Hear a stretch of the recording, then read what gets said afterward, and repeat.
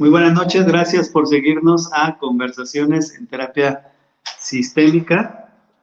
Recordamos que estamos transmitiendo desde la ciudad de Guadalajara para el mundo. Y bueno, como en otras ocasiones, me encuentro con el doctor Mauricio Leija para conversar acerca de un nuevo capítulo de la obra de Lynn Hoffman. ¿Cómo estás, Mauricio? Hola, bien, vamos avanzando. Ya entramos por fin al capítulo número 3 de Fundamentos de la Terapia Familiar de Lynn Hoffman.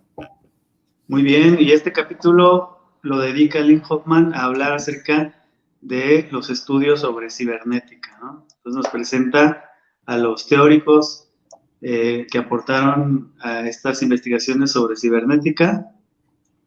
Y entonces, pues, lo primero que me gustaría que contestáramos, Mauricio, es ¿qué es la cibernética? Bueno, fíjate que creo que hay como conceptos muy populares que tiene la mayoría de las personas sobre la cibernética y que eso a lo mejor puede ser difícil entender a qué se refieren con segunda cibernética, porque pudiera parecer que el término de cibernética es como muy reciente, muy actual, que tiene que ver con la era digital. Y en realidad desde mediados del siglo pasado ya muchos teóricos de la física, de la inteligencia artificial, venían dando conferencias sobre cibernética y Gregory Bateson se empezó a interesar mucho por eso. Y que creo que gracias a estas conferencias en las que se interesó Bateson fue que la cibernética empezó a extenderse hacia el campo de los sistemas humanos. Podríamos decir que la cibernética es la ciencia de los sistemas que se autorregulan. Yo así lo definiría y que va de una manera muy paralela a la teoría general de sistemas. Muy bien. ¿Cómo la definirías tú, Emanuel? Me gusta esa definición que tú das porque es la definición que da Bradford Kinney en su libro Estética de Cambio.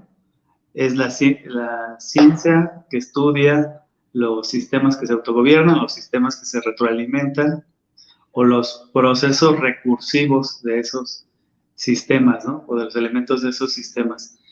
Creo que podríamos comenzar por definir, entonces, ¿a qué se refiere con cibernética cero o la cero cibernética, la cibernética de primer orden y la cibernética de segundo orden, ¿no? Que creo que es lo que más genera confusión cuando uno está leyendo sobre estos temas. Los estudiantes de los posgrados en terapia familiar no me dejarán mentir, que le tienen que dar 2 o 3 lecturas a estos conceptos para poder entenderlos, ¿no? Bueno, de hecho podría parecer un poco hasta como extraño, por ejemplo, para un alumno de psicología o algún psiquiatra hojear algún libro de terapia familiar y de repente toparse con conceptos de cibernética de primer y segundo orden. Bueno, creo que a mí me pasó también. Pues yo decía, ¿y esto de qué se trata o esto qué es? No parece que estamos hablando como en términos psicológicos. Sí, exacto. Entonces vamos a desmenuzarlo.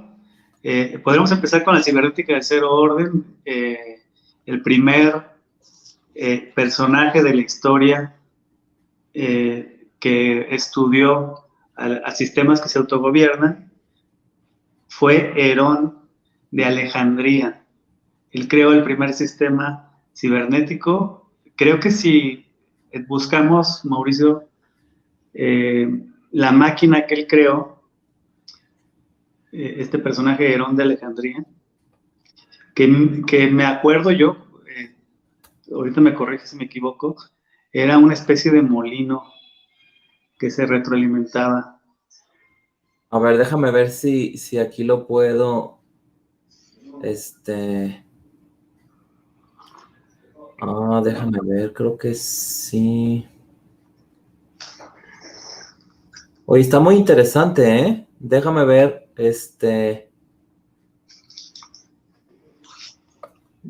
Bueno, voy diciendo que Herón de Alejandría, a él se le atribuye el primer sistema autómata un sistema que se retroalimentaba y a partir de la retroalimentación se ajustaba sus movimientos. De hecho, por eso yo te decía que este término de la cibernética para la mayoría de las personas como que representa un concepto novedoso y realmente no. La información que tú nos estás compartiendo, pues sí nos habla de que ya en la antigüedad muchos estudiosos de los fenómenos naturales pues se interesaron en la cibernética. Déjame, estoy tratando de poner el formato en la imagen para compartirle a nuestros seguidores Perfecto, está muy bien. esta máquina. A ver. Entonces, a este suceso, a estos inventos, se les consideran la cibernética de cero orden o de orden cero, para diferenciarlas de la cibernética de primer orden y la de segundo orden.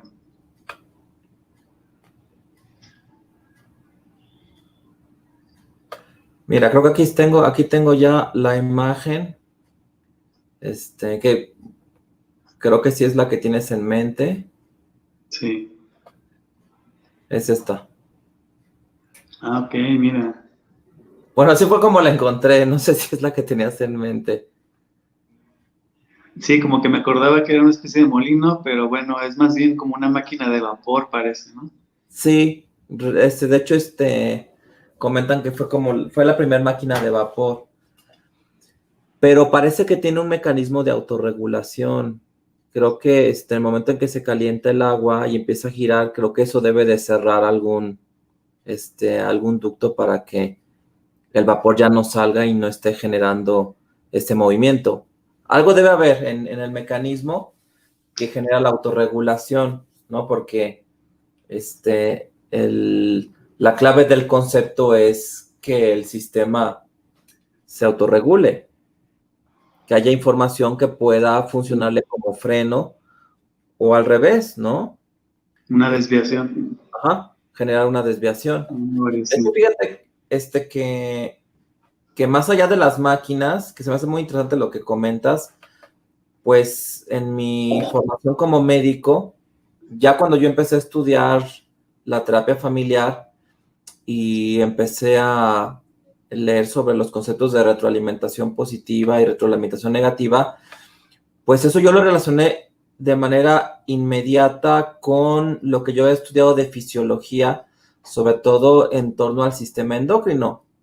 Y no nada más el sistema endocrino, sino que en realidad revisar cualquier obra de fisiología nos muestra cómo los sistemas que conforman el organismo humano son sistemas que se pueden entender desde la cibernética. Son sistemas que se autorregulan, ¿no? Por ejemplo, una glándula puede secretar cierta sustancia que incide en el cerebro, ¿no? Por ejemplo, los adipocitos que sintetizan la leptina y que la leptina permite generar una sensación de saciedad y que te da un freno, porque entonces dejas de comer, pero en la medida en que produces esa leptina. Y si la persona empieza a caer en inanición, pues entonces los niveles de leptina empiezan a bajar, no hay saciedad y entonces se estimula la conducta del hambre. En realidad, cualquier sistema que estudiemos desde el punto de vista fisiológico, encontramos un sistema de retroalimentación, que es exactamente lo que pasa con las personas, ¿no? Con los seres humanos. Uno envía un mensaje al otro, el emisor al receptor, y viene una respuesta que dependiendo del tipo de respuesta, se puede mantener una estabilidad o se puede generar un cambio. Muy bien, pues mira qué interesante. Yo creo que eso fue lo que experimentaron a mediados del siglo pasado los investigadores. Se empezaron a dar cuenta de que los investigadores que hablaban sobre máquinas, los que hablaban sobre armamento militar, o los que hablaban sobre organismos naturales y los que hablaban sobre grupos sociales, en realidad estaban descubriendo u observando los mismos fenómenos, ¿no? Exacto. Bueno, pero creo que me desvío un poco metiéndome ya a temas de retroalimentación negativa o positiva, porque los que no estén muy familiarizados con eso, a lo mejor ya les está generando algo de duda. Pero regresemos al tema que nos estabas explicando de la cibernética cero, la de primer orden y la de segundo orden. Entonces, la cibernética cero es estos estudios o estos inventos de Herón de Alejandría, ¿no? Ok, esa es la cibernética cero.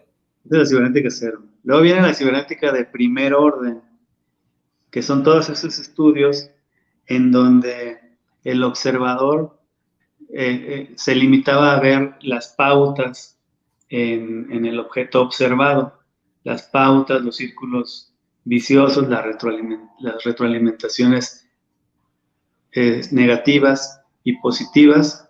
De hecho, en la de primer orden se puede dividir en dos etapas, que es la cibernética, la primera cibernética, que tiene que ver con el enfoque de la retroalimentación negativa o la homeostasis, es decir, los investigadores se centraron mucho en observar el fenómeno de la homeostasis en los diferentes organismos. Y la segunda cibernética, que tiene que ver ya más bien con la retroalimentación positiva o las desviaciones, que generan mayor interés, ¿no? Los procesos de cambio en los sistemas, por ejemplo. Y bueno, viene después la cibernética de segundo orden, en donde ya el foco de estar centrado en el sistema se amplía al observador. Entonces el observador y lo observado forman parte de una misma pauta. Que eso ha tenido una repercusión muy importante en la psicoterapia, porque se ha creído, o al menos la tradición psicoanalítica, de que el terapeuta está desde afuera mirando el fenómeno clínico, y que de hecho hasta se hace un esfuerzo por no intervenir de una manera activa, ¿no? Por eso es que dentro del psicoanálisis ortodoxo, pues se ha considerado que el terapeuta, que creo que eso es más un mito que una realidad, es como una pantalla en blanco. Sin embargo, lo que se ha estudiado sobre la cibernética de segundo orden, pues sabemos que no podemos ser simplemente observadores, somos parte del observado e incidimos en los fenómenos porque somos parte de ellos. Sí, y a partir de ahí empiezan a cuestionar el concepto de objetividad terapéutica, ¿no? Donde nos dicen, bueno, pues ya la objetividad terapéutica no es tan cierta a la hora de elaborar estos conceptos de la cibernética de segundo orden. Exacto. Y algo muy interesante, porque también impacta influye de manera muy importante en los procedimientos técnicos. Se empieza a privilegiar la coterapia, se empieza a privilegiar también el trabajo con equipo terapéutico, la supervisión de casos en vivo, que permite tener una observación del terapeuta o de la pauta que forma el terapeuta y el sistema familiar. Sí, claro. Creo que es de mucho valor entender que también nosotros como terapeutas generamos pautas con las familias, y que algunas familias nos absorben con sus pautas y a veces no entendemos por qué estamos perdiendo capacidad de maniobra o por qué no podemos incidir con una familia en los procesos de generación de cambio, y es que la familia viene con sus pautas y no es que las observemos sin que esas pautas nos toquen o nos involucren. Eso es imposible. Y creo que eso es un avance en la psicoterapia, el tener noción de este fenómeno, a diferencia del terapeuta que cree que no, que guarda una distancia o mantiene una objetividad, o que él como sistema no es tocado por el sistema llamado paciente. Sí, sí, sí, definitivamente. Este, lo que te iba a preguntar es que si tú has eh, aplicado estos conceptos en tu trabajo con la supervisión de casos en vivo. Sé que haces supervisión de casos en vivo de manera muy frecuente. Bueno, ahora ya en la pandemia no tanto, Ajá. pero antes de la pandemia, en el centro en donde trabajas, con tus alumnos, haces supervisión en vivo, utilizas la cámara de GESEL. Eh, Eh, mm, ¿qué de estos conceptos te ayudan a, a esa práctica?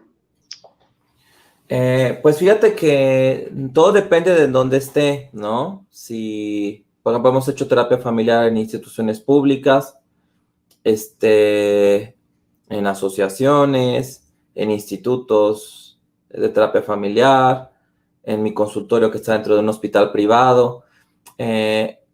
Y cuando tengo alumnos o cuando se da la posibilidad de que ellos puedan seguir el proceso, ya sea a través de cámara de GESEL, que lo hemos hecho así por mucho tiempo, o circuitos cerrados, sí me gusta mostrar a los alumnos cuál es la pauta también de la propia institución, que va moldeando nuestra manera de intervenir o de movernos, y que eso puede afectar para bien o para mal el proceso, porque muchas veces no se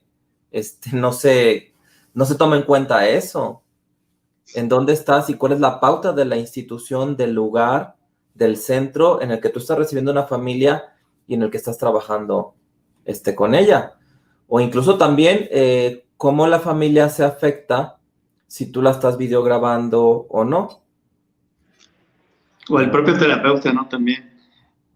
Exacto, sí, el propio terapeuta. De hecho, mi experiencia como estudiante de la maestría de terapia familiar es que yo sentía que me iba mejor, me sentía con más capacidad para hacer intervenciones cuando estaba la cámara. Eso es curioso porque la mayoría de mis compañeros y compañeras no les pasaba eso, la cámara les inhibía y a mí no, a mí la cámara me ayudaba y me sentía más inspirado, o con la posibilidad de hacer buenas intervenciones. Y cuando he hecho terapia familiar en centros que dan la maestría en terapia familiar, sí últimamente he pedido que un alumno se haga cargo de la cámara, y también eso es interesante, porque es coterapeuta y es también camarógrafo. De hecho, la última vez que hice terapia familiar con circuito cerrado, estuvimos haciendo switcheo de planos. Entonces yo dejaba que el coterapeuta, que era una alumna de la maestría en terapia familiar, ella estuviera eligiendo qué plano era el que iba a mandar a la sala de terapia. Entonces ella elegía si me encuadraba a mí o encuadraba a la familia. Y entonces eso es interesante porque la coterapeuta decidía qué iba a ver el grupo que estaba en el salón con la pantalla. Y eso, por supuesto, influye en el proceso. Es muy interesante porque llega un momento en donde no sabes quién está dirigiendo a quién, ¿no? Si el terapeuta o la familia están dirigiendo el cambio de cámaras o el cambio de cámaras hace que los sistemas se muevan, ¿no? Pues fíjate, yo creo que la noción de este concepto de cibernética de segundo orden, consciente o inconscientemente, me llevó al interés de hacer la videograbación en 360. Ajá. También es un poco ilusorio porque realmente ver un video en 360 en todo lo que registra se vuelve algo, pues, extraterrestre, ¿no?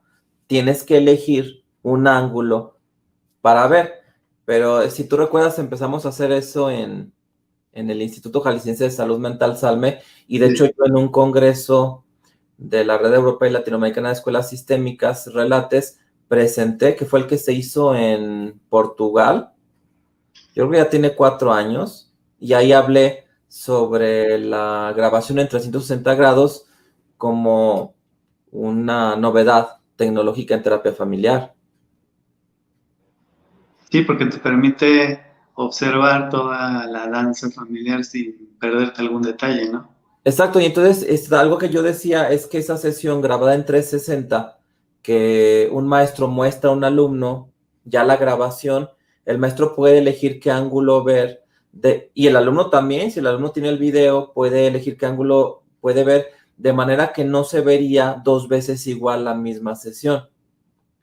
Tendríamos varias sesiones paralelas y varias maneras u ópticas de verla porque quedó grabado todo. Y eso es muy interesante. Eso también nos habla de una cibernética de segundo orden.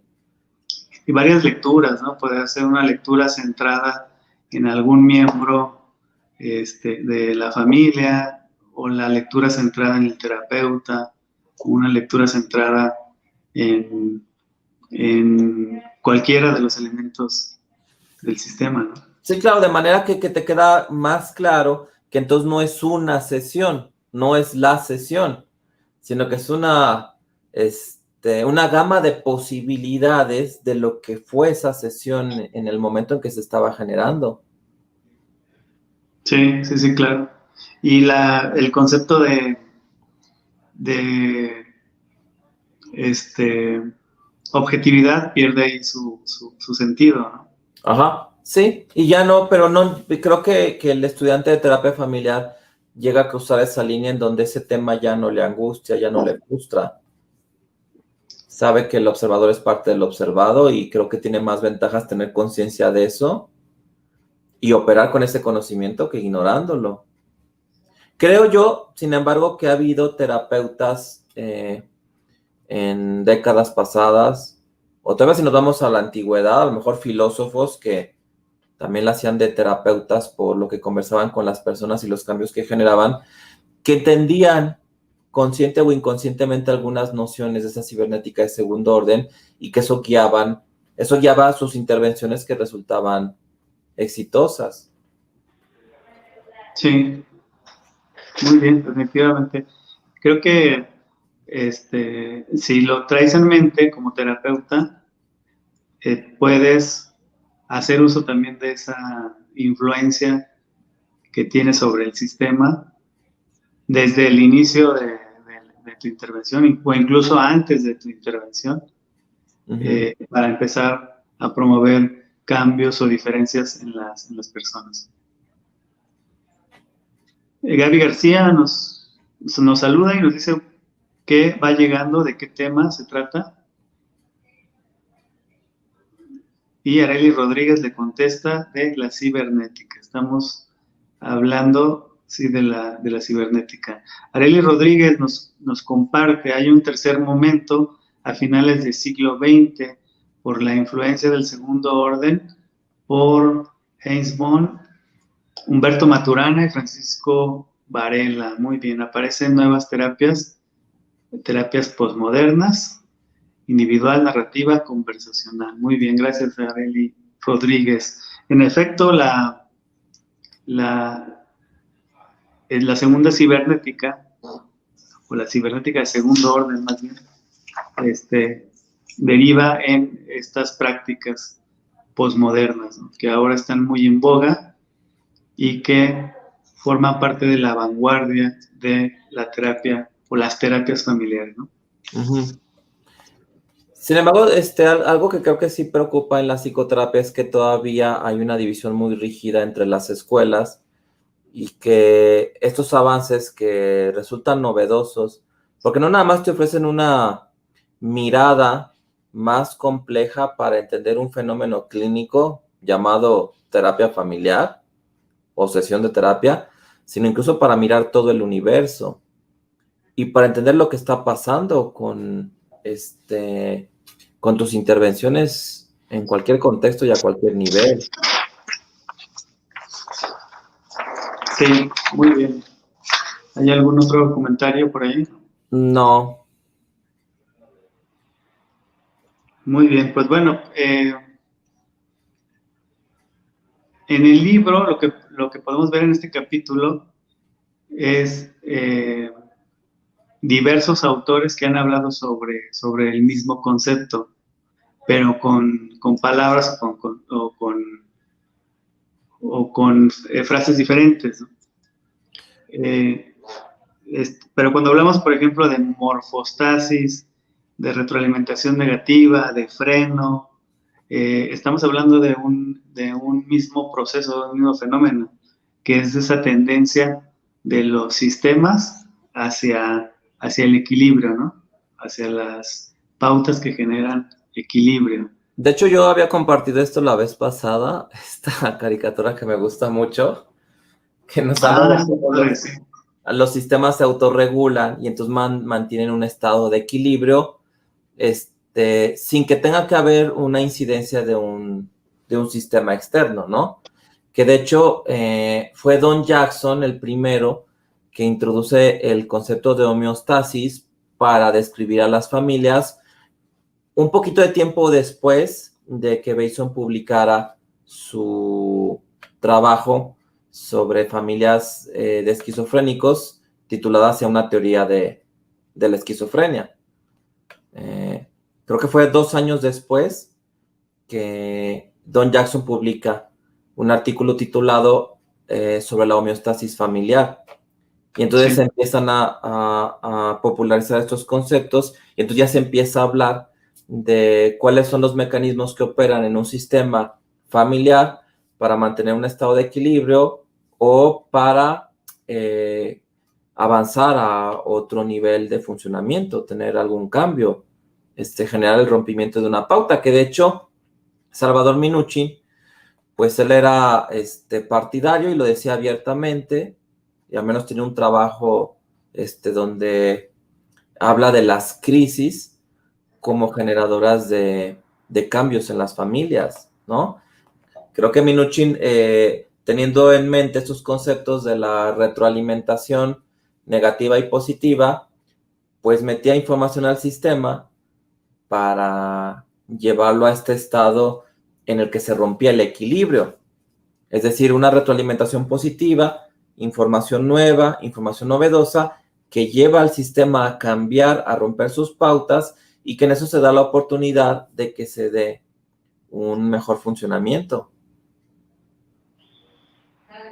Muy bien, pero es muy interesante que Salvador Minuchin, además de saber sobre estos fenómenos de morfostasis y de morfogénesis, también era un experto en identificar los momentos y las etapas en donde podría surgir una desviación en el sistema capaz de mover al sistema familiar, ¿no?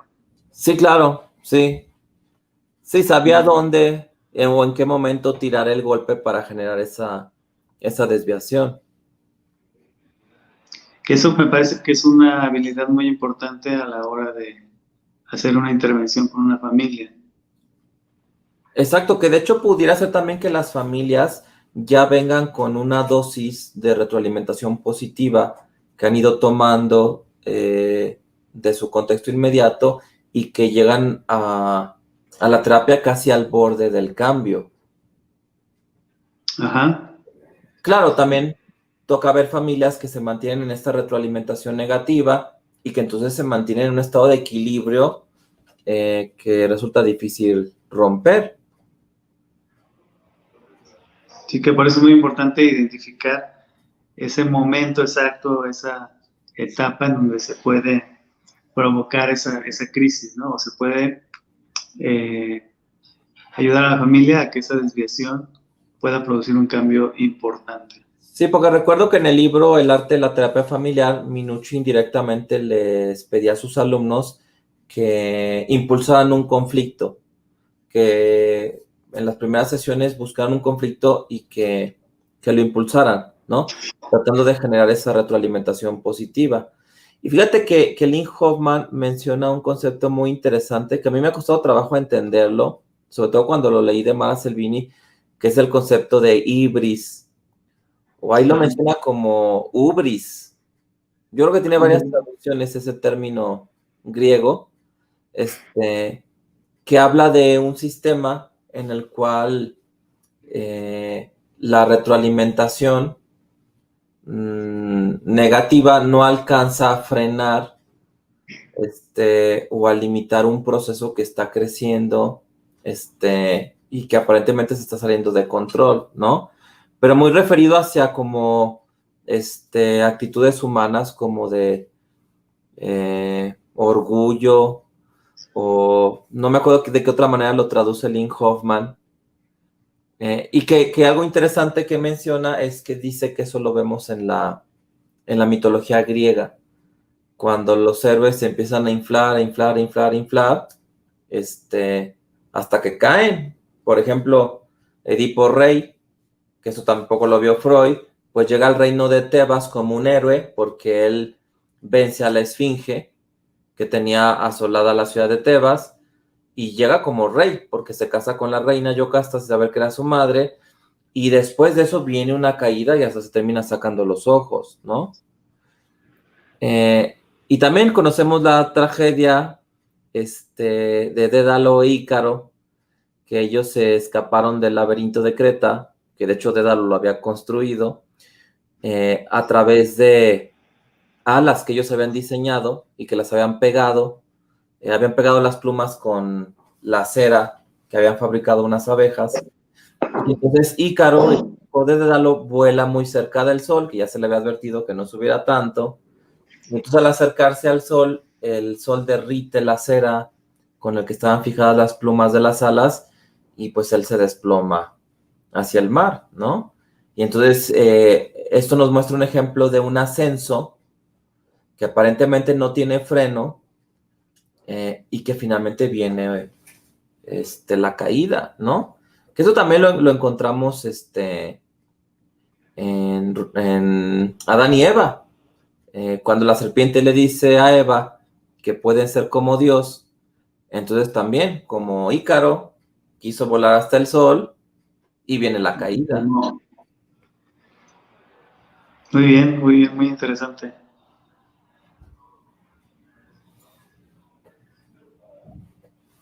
¿Hay algún comentario por ahí? No, creo que no han llegado comentarios aún.